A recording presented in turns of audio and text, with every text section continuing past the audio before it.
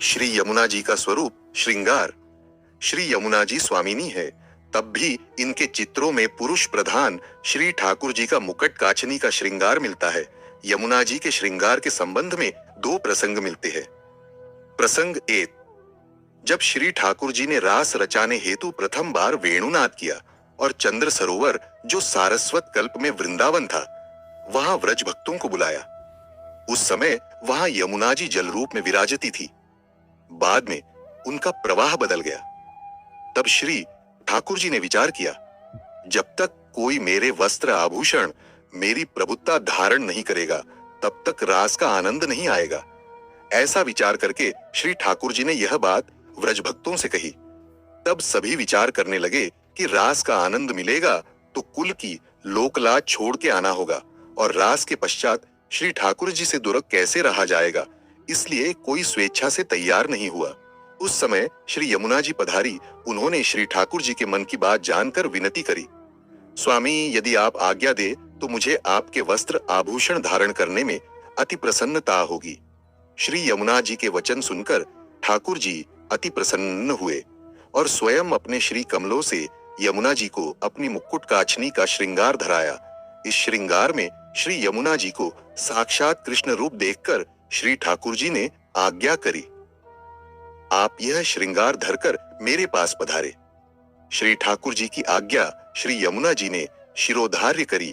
तब से श्री यमुना जी हमेशा मुकुट काचनी का श्रृंगार धारण करती है। प्रसंग 2, एक बार श्री ठाकुर जी एवं श्री राधिका जी विराजमान थे। श्री राधिका जी ने श्री ठाकुर जी से विनती करी, कृपानाथ, मैं रोज मान करती हूँ और आप मुझे मनाते हो।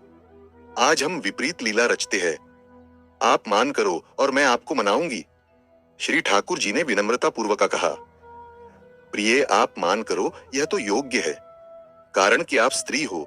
मान करना स्त्री का स्वभाव है और मान छुड़ाना पुरुष का स्वभाव है।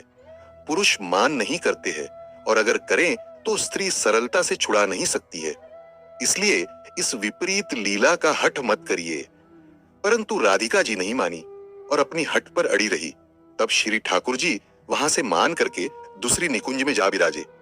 श्री राधा जी ने बहुत प्रयत्न किए, परंतु श्री ठाकुर जी का मान नहीं छूटा। तब तो राधा जी बहुत चिंतातुर हुई और अपनी बात पर पश्चाताप करने लगी। तभी श्री यमुना जी वहां पधारी। श्री राधा जी ने यमुना जी से कोई उपाय करने की विनती करी। तब श्री यमुना जी ने कहा, मुझे श्री ठाकुर जी का श्रृंगार धराओ, यह विपरीत रूप देखकर आप श्री जरूर मान छोड़ देंगे। तब राधिका जी ने अपने श्री हस्तों से श्री यमुना जी को मुकुट काचनी का श्रृंगार धराया। तब श्री यमुना जी श्री ठाकुर जी के पास पधारी। इस स्वरूप में यमुना जी को देखकर श्री ठाकुर जी प्रसन्नता से हंस गए और मान छूट गया। श्री राधिका जी और श्री ठाकुर जी ने श्री यमुना जी से यह श्रृंगार सदा धारण करने की आज्ञा करी। इसलिए श्री ठाकुर जी की प्रसन्नता के लिए श्री यमुना जी यह श्रृंगार धारण करती है। श्री यमुना जी को यह श्रृंगार करवाकर श्री ठाकुर जी ने उनमें अपना प्रभुत्व प्रकट किया और स्वयं अंगीकार करा। श्री यमुना जी श्री ठाकुर जी की पत्नी और प्रिया दोनों हैं, इसलिए श्री ठाकुर जी यमुना जी पर विशेष प्रसन्न रहते हैं। श्याम सुंदर श्री यमुने महारानी की जय हो।